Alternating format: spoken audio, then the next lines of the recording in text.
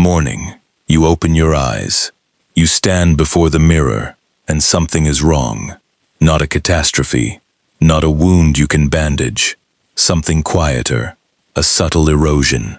The face staring back at you is yours, yet it belongs to a man who has been slowly vanishing. Not all at once. That would have been a mercy, a rupture you could notice and fight. No, this has been a daily disappearance, a silent leaking away of vitality, so gradual that you mistook it for living. Look closer. The eyes. There is a depth there that has shallowed. A light that once burned without effort now flickers, dependent on coffee, on distraction, on the next hollow notification. You cannot name it. You cannot point to the exact morning it began. But you know, somewhere beneath the armor of routine, you have been doing this to yourself. Not with malice, not with conscious intent, but through habits so ordinary, so deeply stitched into the fabric of your day, that they became invisible. You stopped noticing them entirely, and they never stopped working. This is not a video about skincare. I am not here to sell you a cream or a 5-step routine to reclaim a youth you have spent years trading for cheap comfort. I am here to tell you that your face is a ledger, and every page is filled with entries you forgot you made. Every sleepless night spent chasing the empty scroll. Every resentment you nurtured like a fragile flame. Every posture of defeat you rehearsed until your spine forgot how to stand tall. Every emotion you swallowed and called strength. Every day you drifted without purpose, mistaking survival for a life. Your appearance is the physical signature of your inner architecture. The Stoics knew this 2,000 years ago, long before cortisol and collagen and psychoneuroimmunology had names. They understood that what decays inside eventually carves itself into the outside for the world to see. And you have felt it. The sense that something is off, something has dimmed. You have stood in this exact spot 100 mornings, unable to articulate the theft. And then you dressed, you scrolled, you worked, you consumed, you collapsed, and you called it a day. That cycle is the engine of your erasure. Today, that engine stops. I am not a gentle voice. I am the observer who has watched empires crumble, because men forgot how to rule themselves. I speak with the coldness of a truth that does not care about your comfort. If you want soft lies, close this now. If you are ready to face the uncomfortable, then listen closely, because by the time this transmission ends, you will possess something that most modern souls have lost entirely. A mental shield, forged in ancient fire. A way of seeing that makes you untouchable by the silent destroyers that have been eating you alive. You will not merely learn about the rot, you will be given the instruments to cut it out. But first, you must endure the weight of recognition. You must sit in the silence of your own accountability and answer a question no one else can answer for you. How long have you been unknowingly betraying yourself? How many of your own days have you spent constructing the very fatigue, the very dullness, the very erosion you now resent? The world did not do this to you, not fully. The world is chaotic, brutal, indifferent. That is a constant. The variable is what you built inside in response. And right now, as you face the mirror, the architecture is crumbling. Soon, I will walk you through 7 iron laws, 7 silent destroyers, whose names you must learn if you are ever to reclaim the presence that is rightfully yours. They are not separate problems. They are 7 windows into the same shattered room. But for now, in these opening moments, I need nothing from you except your attention and your willingness to feel the full gravity of what has been lost. Do not reach for your phone. Do not shrink from the discomfort. Sit with the image of the face that has been fading. That face is your messenger. It has been trying to tell you something for years, and you have refused to listen. Today, you will listen, because I am going to hand you the keys to a fortress that no external chaos can breach. By the time the final word falls, you will know exactly what has been stealing your vitality, and more importantly, you will know exactly how to take it back. This is the threshold. Beyond it lies the man you were meant to be. All you have to do is step forward and bear witness. The first truth is waiting. The year is 166 AD. Rome, the eternal city, is suffocating. The Antonine Plague has returned with the legions from the east, and it does not discriminate. Senators collapse in their marble halls. Soldiers rot in their barracks. Mothers clutch dead children in the cobblestone streets, while the air thickens with the stench of burning pyres. The empire is bleeding, and its heart is turning black. At the center of this unraveling stands a man with a crown he never wanted. Marcus Aurelius, the philosopher-emperor. His body is frail, his chest often tight with a pain that whispers of his own mortality. His wife, Faustina, is in danger. His closest friends are falling. His children are dying. In the span of a single brutal year, he will bury his infant son, his daughter, and his most trusted general. The plague does not care that he is emperor. It takes, and takes, and takes. Most men in such a position would crumble.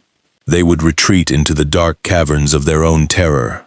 They would let the grief hollow them out until nothing remained but a walking skeleton, performing the duties of a ruler.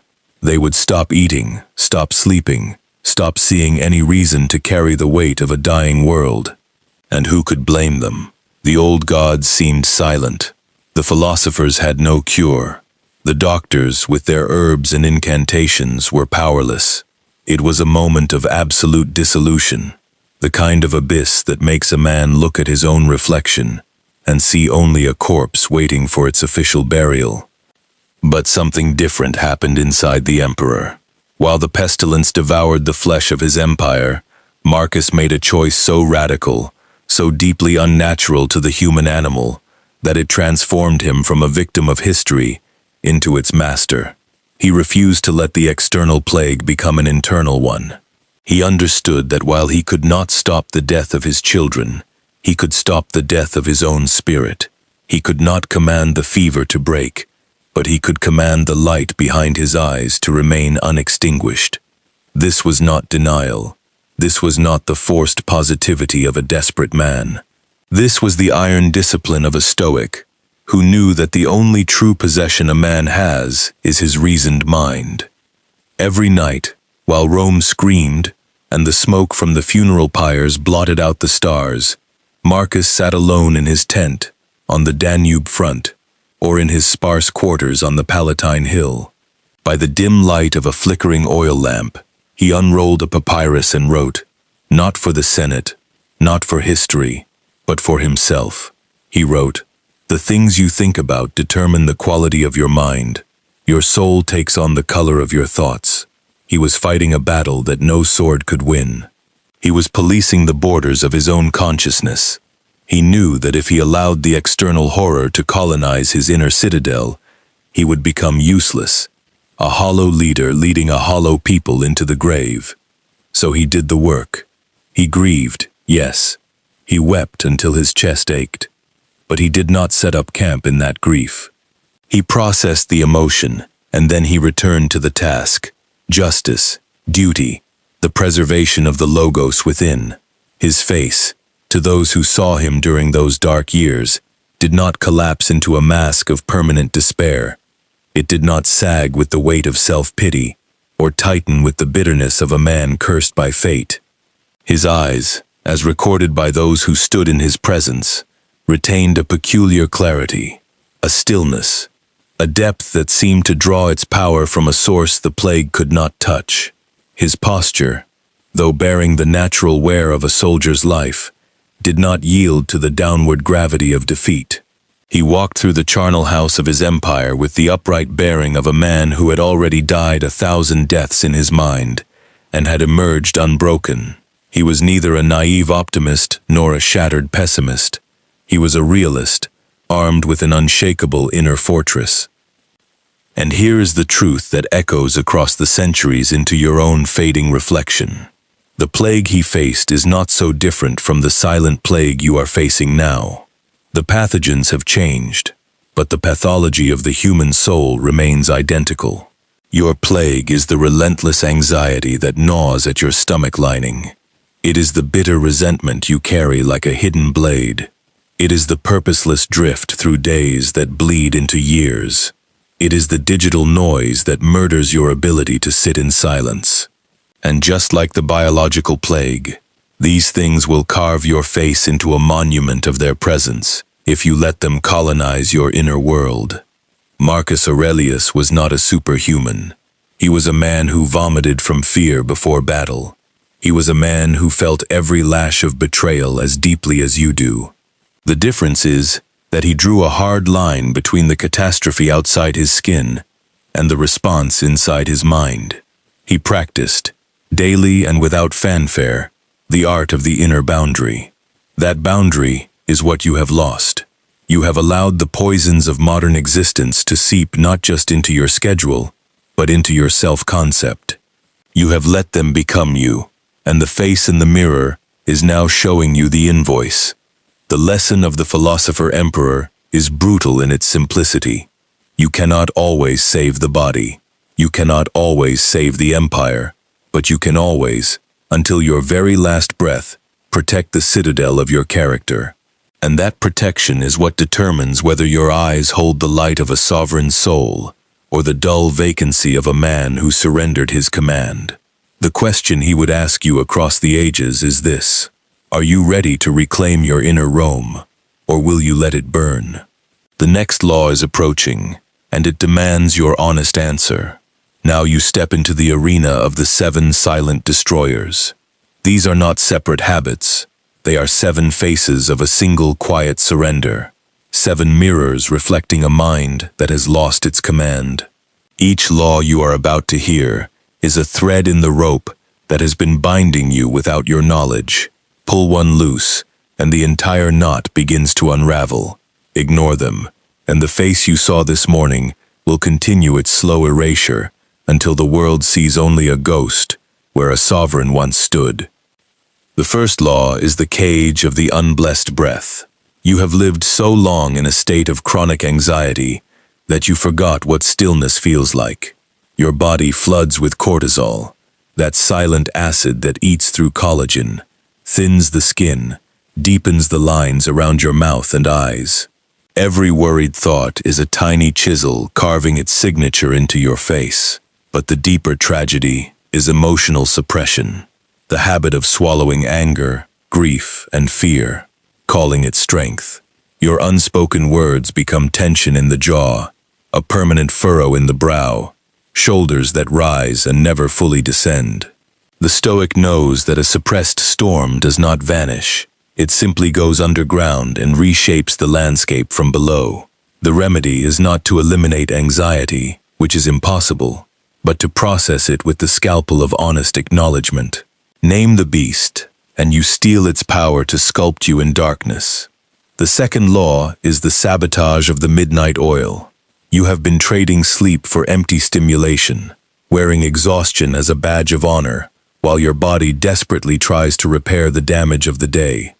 During deep rest, growth hormone floods the bloodstream, collagen rebuilds, cortisol drops, and the brain cleanses itself of metabolic waste. When you deny this nightly resurrection, you accelerate every form of visible decay. Dark hollows carve themselves beneath your eyes, the skin loses its elasticity, and the entire face assumes a permanent mask of fatigue. Marcus Aurelius, burdened with an empire collapsing under plague and war, still guarded his rest. He knew that a tired mind is a weak mind, and a weak mind invites chaos through every pore. Your face keeps a precise record of every hour of sleep you have stolen from yourself, and it publishes that record for all to see. The third law is the architecture of defeat. Your posture speaks before your mouth opens, and what it has been saying is a confession of surrender.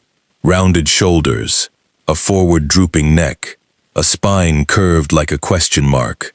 This is the body language of prey. Over years, poor posture does more than signal defeat. It physically reshapes the skeletal foundation of your face. Forward head posture compresses the cervical spine, tightens the muscles of the jaw, softens the jawline, and reduces oxygen flow to the brain. The result is a face that appears older, wearier, and devoid of the vital tension that signals aliveness. Epictetus, a slave whose body was literally broken by his master, walked with a dignity that commanded emperors. He understood that you cannot always control your circumstances, but you can always control how you carry yourself through them. Stand as though your spine holds the axis of the world, and your face will follow. The fourth law is the internal desert. Your body is water and earth, and you have been feeding it dust. Chronic dehydration dulls the skin, deepens fine lines, and steals the brightness from the eyes. Poor nutrition rebuilds your skin cells every 27 days from inferior materials, processed poisons, refined sugars, inflammatory oils, and then you wonder why the new skin looks exhausted. The face you present to the world is constructed, quite literally, from what you put inside yourself. A diet stripped of the raw materials for repair creates a complexion that is simultaneously inflamed and lifeless. The Stoics practiced temperance not out of puritanical denial, but out of the profound understanding that mastery of appetite is mastery of self. When you feed your body as though you respect the temple you live in, the temple rewards you with structural integrity and a quiet radiance no cosmetic can replicate. The fifth law is the gravity of the unspoken. Chronic negativity is a slow poison that reshapes the face from the inside out. Years of resentment, envy, self-pity, and complaint etch grooves into the muscles of expression. The corners of the mouth descend, the brow tightens, the eyes narrow, and the entire face takes on the bitter geometry of a person who sees enemies everywhere. Beneath the surface, persistent negative emotional states trigger chronic inflammation, which accelerates aging at the cellular level. Marcus Aurelius, betrayed by his most trusted general, surrounded by death and decay, wrote, "The happiness of your life depends upon the quality of your thoughts." He was not being sentimental. He was issuing a biological directive. The face you wear tomorrow is being sculpted by the thoughts you think today. The sixth law is the hollow eyes of the scroll. There is a specific emptiness that develops in the eyes of a person addicted to the infinite scroll. The constant bombardment of blue light, the dopamine loops, the shallow consumption of endless fragments, these things do not merely waste time, they murder the capacity for deep presence. Your eyes become twitchy, strained, incapable of resting on a single object or face with sustained stillness. The magnetic depth that makes a human gaze compelling is replaced by a distracted, glazed vacancy. Seneca could not have imagined the smartphone, but he prescribed its antidote when he urged retreat into the self, into silence, into sustained engagement with what is real. Reclaim your attention from the machines that harvest it, and your eyes will begin to speak again in a language older than words. The seventh and deepest law is the unlived life.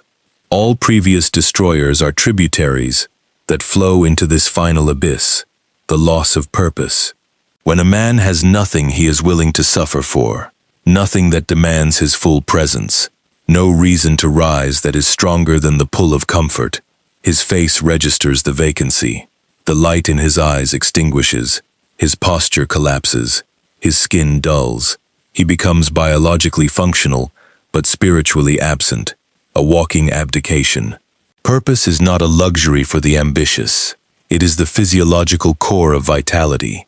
It lowers inflammation, regulates cortisol, sharpens cognition, and burns in the eyes as an unmistakable fire. The Stoics called it the logos, the inner principle that orders the chaos of existence into meaningful action.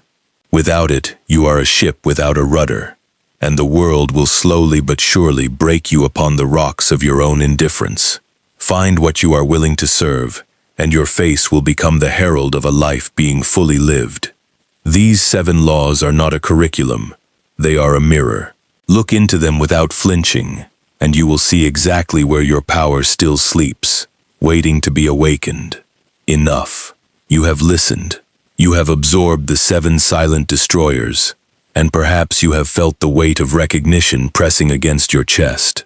That weight is useful, but only if you use it. A truth merely acknowledged is a stone left on the ground. A truth wielded is a foundation stone. And now, the time for passive observation ends. We are crossing a threshold. The diagnostic phase is complete. The surgical phase begins. Understand this with absolute clarity. You are not a victim of the modern world. The world is chaotic, fragmented, overstimulating, and deeply sick. That is a fact, not an excuse. The same sun that hardens clay softens wax. The environment is neutral. Your internal constitution determines the outcome. The Stoics did not waste a single breath complaining about the noise of Rome, the corruption of the Senate, or the brutality of the frontier. They understood that to blame the external is to hand it power. Every time you point a finger at your circumstances, you simultaneously declare your own helplessness. And helplessness is the most efficient sculptor of a defeated face. You have been waiting, perhaps without realizing it, for someone to give you permission to change. Permission to draw a hard boundary between what the world demands and what your soul requires. Consider this, that permission, but not from me. I am not the source. The permission comes from the part of you that has been silently witnessing your own erosion. The part that felt that faint disturbance in the mirror this morning, and knew, without words, that something must shift. That part is your logos, your inner command center. It has been whispering for years. Now, it must roar. The psychological shift required is not subtle. It is not a minor adjustment to your schedule. It is a fundamental reorientation of your identity. You have been living as though you are a passenger in your own existence, reacting to stimuli, managing damage, hoping things improve. That posture is a form of slow suicide. The Stoic emperor does not react. He rules. He surveys the chaos of the battlefield, feels the fear course through his veins, and then gives the order to advance. Not because he is fearless, but because he knows that the only thing worse than the fear is the shame of letting fear dictate his actions. You must adopt this same relationship to your own life. You are not the anxiety. You are the one who feels the anxiety and decides. You are not the fatigue. You are the one who experiences the fatigue and still rises. You are not the resentment. You are the witness of the resentment who can choose to release it. This shift requires a ruthless deconstruction of the narrative you have been carrying. That narrative likely sounds something like this. I am exhausted because my job is demanding. I am anxious because the world is unstable. I look drained because I have no time for myself. I am bitter because I have been wronged. These statements may contain factual elements, but they are poison dressed as explanation. They lock you into a cage where change is impossible because the cause is always outside your control. The Stoic move is to invert every single one. I am exhausted because I have allowed my boundaries to erode. I am anxious because I have not disciplined my attention. I look drained because I have prioritized comfort over vitality. I am bitter because I have refused to process my pain and have instead worn it as an identity. This inversion feels harsh because it is harsh. It is also the doorway to freedom. What you caused, you can uncause. What you built, you can dismantle and rebuild. Now, grasp the ultimate shield. It is this. Every external decay you have experienced is a failure of internal command. Your face, your posture, your eyes, the presence you carry into every room. These are not the result of genetics or luck or the passage of time alone. They are the accumulated output of thousands of micro-decisions made daily. What you ate, what you refused to feel, how you held your spine, whether you slept or scrolled, whether you sat in silence or drowned yourself in noise. These decisions were not made by fate. They were made by you. And if you made them one way, You can begin, this very moment, to make them differently. When you truly rule the inside, when you master the discipline of assent, the practice of physical command, the rigor of emotional processing, the outside transforms not through magic, but through the lawful operation of cause and effect. Your face tightens, not because you bought a serum, but because you stopped flooding it with cortisol. Your eyes brighten not because you used drops, but because you started giving them deep sleep and meaningful focus. Your posture straightens, not because of a brace, but because you reclaimed the dignity of a sovereign soul. The external shell becomes hard and magnificent, as a direct reflection of the internal architecture you have rebuilt. Do not leave this moment without a decision. The shift is not complete until a line is drawn in the sand of your own consciousness. Right now, make a silent commitment. Choose one of the 7 destroyers, the one that pierced you most deeply when you heard it, and declare war upon it. Not tomorrow, not when conditions are perfect. Today, this hour, one small, unbreakable act of defiance. Drink the water. Stand upright. Put the phone down and sit in 10 minutes of silence. Feel the emotion you have been avoiding. The size of the act matters far less than the totality of the commitment. A single deliberate choice, executed fully, shatters the illusion of powerlessness. The man who will look back at you in the mirror tomorrow morning is being forged right now, in this pause, in this silence. He is not a fantasy. He is not a distant hope. He is the inevitable consequence of a mind that has stopped drifting and started commanding. The siege is lifted. The citadel is yours. Step forward and take your place. And now, the final stillness. The words have been spoken. The 7 destroyers have been named and dragged into the light. The historical parable has been unfolded like an ancient map leading to this exact moment. The psychological shift has been demanded of you, and somewhere in the silence between these sentences, a small but irreversible crack has formed in the armor of your old self. That crack is not a wound, it is an opening. What you do with it will determine the face you wear for the rest of your life. Consider the weight of what has been transmitted. 2,000 years ago, a dying emperor in a plague-ravaged empire sat alone in his tent and wrote words intended for no audience but his own struggling soul. He did not know those words would survive the collapse of his civilization, cross oceans and millennia, and land here, in your ears, at this precise juncture of your existence. He did not know you, and yet he wrote for you. He wrote for every human being who would ever stand at the precipice of self-dissolution and wonder whether the climb back was possible. The answer, preserved in the amber of his private meditations, is yes. The climb back is not only possible, it is the only task that has ever mattered. You are now standing at the same crossroads Marcus faced. Behind you lies the comfortable, familiar landscape of your old habits, the anxiety you mistook for vigilance, the sleeplessness you wore as dedication, the slouched posture of a man who forgot his own dignity, the dehydration and poor nourishment that starved your cells while you chased empty pleasures, the bitterness that hardened your features, the digital fog that stole the depth from your gaze, and the dreadful purposeless drift that hollowed out the core of your being. That landscape is known. It is safe in the way a prison cell becomes safe after enough years. To leave it requires courage. Ahead of you lies uncharted territory. The path is not marked. There are no guarantees that the world will applaud your transformation or even notice it. The Stoics never sought applause. They sought alignment between the inner and the outer, between the logos within and the life lived without. They understood that the reward for self-mastery is not fame or validation.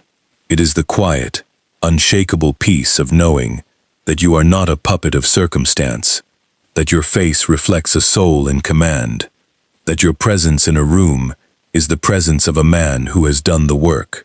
That peace is worth more than any external prize, because it cannot be taken from you once it is earned. The face you see in the mirror tomorrow morning will not be radically different in its bone structure, but the eyes you meet may hold a new quality, a flicker of recognition, a glint of something ancient and unbreakable that has been buried under years of neglect and is now, tentatively, re-emerging. That glint is your birthright. It is the signature of the Logos, the divine spark the Stoics spoke of, the thing that separates a life of silent desperation from a life of deliberate purpose. Nurture it, protect it, as Marcus protected his inner citadel while the literal world burned around him. It is the most precious thing you own, and you have been giving it away for free to every distraction that demanded a piece of your attention. The work of rebuilding does not end with this transmission. It barely begins. The 7 laws are not a checklist to be completed and forgotten. They are a daily practice, a lifelong liturgy of self-restoration. You will fail on some days. You will slide back into old patterns when stress tightens its grip or fatigue clouds your judgment. This is not a catastrophe. It is the expected rhythm of the human condition. What matters is not the falling, but the rising. The Stoic rises not with self-flagellation, but with a quiet, firm recollection of the principles. He reminds himself, I am not my anxiety. I am not my exhaustion. I am the one who chooses, and I choose again, right now, to return to the path. This return is the essence of the discipline. Each return is a rep launched against entropy, a small victory that compounds over months and years into a presence that cannot be ignored.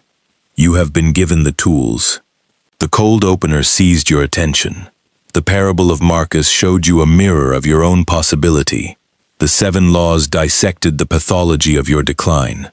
The psychological shift demanded you stop playing victim and start acting as sovereign. Now, in this closing silence, the responsibility is fully and irrevocably yours. No one else can stand upright for you. No one else can drink the water, take the breath, feel the emotion, reclaim the sleep, or rediscover the purpose that will reignite your eyes. This is the lonely, magnificent burden of being human. You are the sculptor, and your own flesh is the marble. Every choice from this moment forward is a chisel strike. You will either carve a masterpiece or continue defacing what was once a promising creation. Before we part, I leave you with one ultimate question. Do not answer it quickly. Do not answer it for anyone else. Take it into the silence of your own room, late at night, when the phone is off and the world is asleep. Sit with it. Let it press against your chest until you feel the full gravity of what it asks. The question is this: what will you build with the ruins of who you were? The ruins are real. They have been catalogued and confessed. But ruins are not a graveyard. Ruins are a foundation. Every fallen stone can be reset. Every collapsed arch can be rebuilt. The emperor in his tent knew this. The slave in his chains knew this. And now, you know it too. Build accordingly. The silence is yours.